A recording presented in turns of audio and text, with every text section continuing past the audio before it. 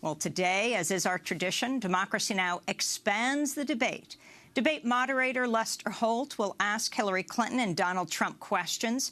After their responses, we stop the tape to give Dr. Jill Stein a chance to answer the same question from her own podium.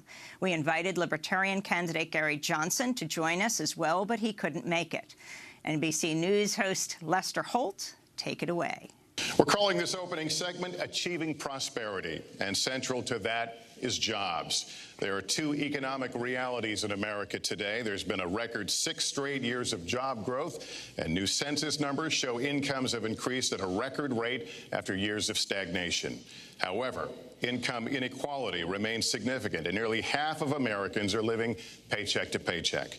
Beginning with you, Secretary Clinton, why are you a better choice than your opponent to create the kinds of jobs that will put more money into the pockets of American workers? Well, thank you, Lester, and thanks to Hofstra for hosting us. The central question in this election is really what kind of country we want to be and what kind of future we'll build together. Today is my granddaughter's 2nd birthday, so I think about this a lot. First, we have to build an economy that works for everyone, not just those at the top. That means we need new jobs, good jobs, with rising incomes. I want us to invest in you. I want us to invest in your future. That means jobs in infrastructure, in advanced manufacturing, in innovation and technology, clean renewable energy, and small business, because most of the new jobs will come from small business. We also have to make the economy fairer. That starts with raising the national minimum wage and also guarantee, finally, equal pay for women's work. I also want to see more companies do profit sharing. If you help create the profits, you should be able to share in them, not just the executives at the top. And I want us to do more to support people who are struggling to balance family and work. I've heard from so many of you about the difficult choices you face and the stresses that you're under. So let's have paid family leave, earned sick days. Let's be sure we have affordable child care and debt-free college. How are we going to do it? We're going to do it by having the wealthy pay their fair share and close the corporate loopholes. Finally, we tonight are on the stage together, Donald Trump and I. Donald, it's good to be with you.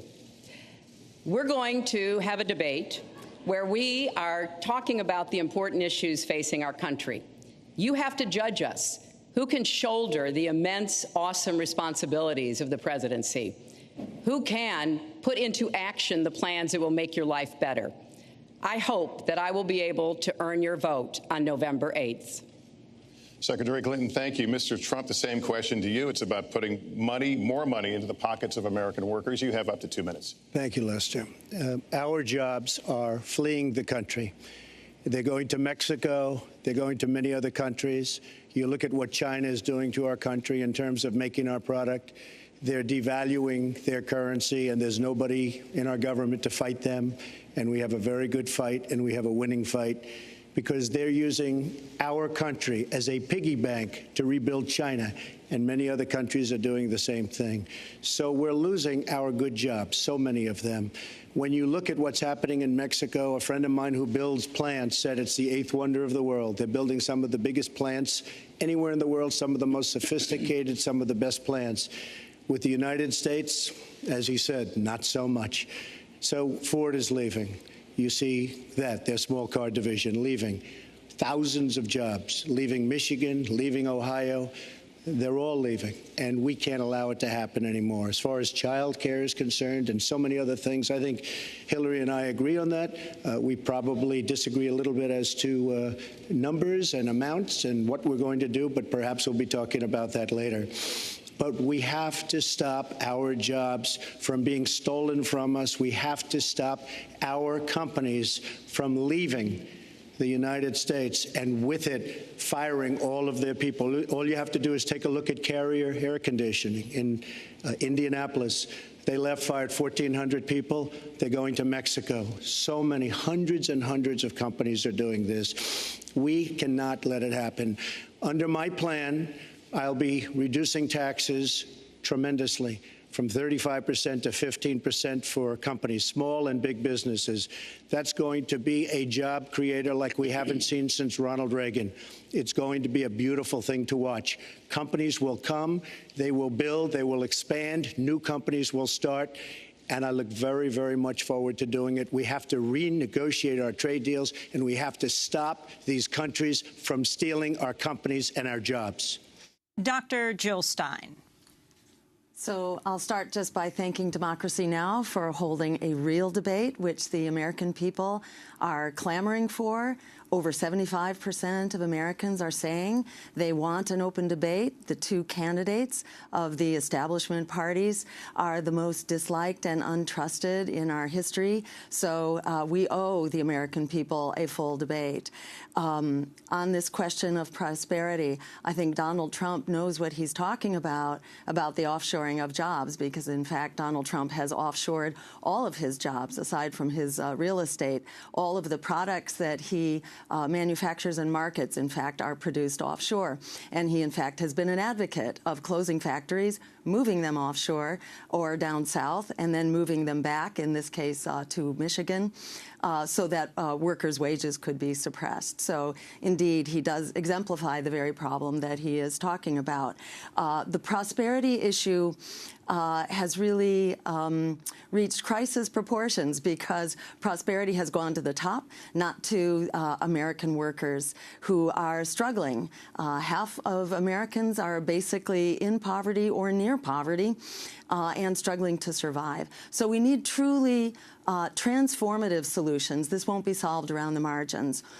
My campaign is calling for a Green New Deal, which is an emergency jobs program that will create 20 million good wage, living wage jobs as part of solving the emergency of climate change. So we call for 100% clean renewable energy by 2030, in time to actually solve the climate crisis. And in doing so, we would revive the economy, turn the tide on climate change, and actually improve our health so much by phasing out fossil fuels, which in fact kill 200,000 people every year and cause lots more illness in addition to that. But we gain so much money by saving on these needless sick care expenditures that savings alone is enough to pay the cost of the Green New Deal.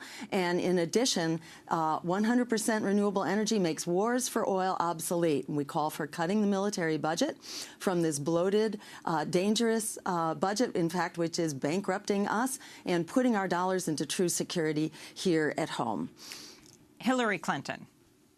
I know how to really work to get new jobs and to get exports that help to create more new jobs. Well, you haven't done it in 30 years or 26 years. Well, any number you I've been a senator, You Donald, haven't done it. And you haven't I done have it. been a Secretary of State, and I have Your done husband signed NAFTA, which was one of the worst things that ever happened to the manufacturing industry. That is your opinion. You go to New England, you go to Ohio, Pennsylvania, you go anywhere you want, Secretary Clinton, and you will see devastation where manufacturing is down 30, 40, sometimes 50%. NAFTA is the worst trade deal maybe ever signed anywhere, but certainly ever signed in this country. And now you want to approve Trans-Pacific Partnership. You were totally in favor of it. Then you heard what I was saying, how bad it is, and you said, I can't win that debate. But you know that if you did win, you would approve that, and that will be almost as bad as NAFTA. Nothing will ever top NAFTA. That is just not accurate. I was against it once it was finally negotiated and the terms were laid out. I wrote about that in... You called it the gold standard. Well, I hope... You called it the gold standard of trade deals. You said it's the finest deal you've ever seen. No. And then you heard what I said about it, and all of a sudden you were against it. Well, Donald, I know you live in your own reality, but that is not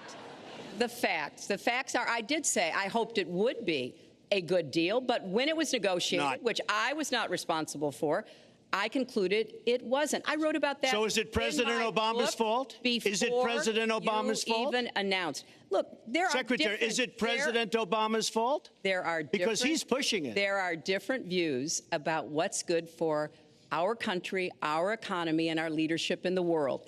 And I think it's important to look at what we need to do to get the economy going again. That's why I said new jobs with rising incomes, investments, not in more tax cuts that would add $5 trillion to the debt. But you have no plan. Oh, I do. Secretary, in fact, you have no plan. Jill Stein. So clearly more heat than light coming out of much of the discussion in last night's debate. In addition to establishing an emergency jobs program, we need to do another major initiative, and that is to end the predatory student loan debt, which has basically held an entire generation hostage, unable to actually participate in the economy and create a decent future for themselves. So we call for bailing out the students as the Democrats and Republicans bailed out Wall Street after Wall Street had crashed the economy through their waste, fraud, and abuse. We say it's about time to bail out the victims of that abuse. This would be the stimulus package of our dreams to unleash an entire generation that is already trained. They have the skills, they have the passion and the vision. They need to be turned loose by canceling that debt. There are many ways we can pay for it. It's $1.3 trillion. We came up with $16 trillion to bail out Wall Street when they needed it.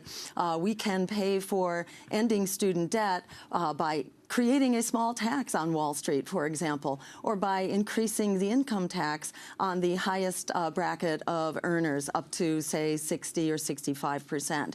We also call for making higher education free. Because, in fact, it pays for itself. For every dollar that we put into higher education, in fact, we get back $7 in return in improved benefits and in actual increased revenues. So we simply cannot afford not to make public higher education free. Dr. Jill Stein joining Hillary Clinton and Donald Trump in Democracy Now!'s special Expanding the Debate, based on last night's debate at Hofstra University, the first presidential debate. This is Democracy Now! This is what democracy sounds like. Back with the debate.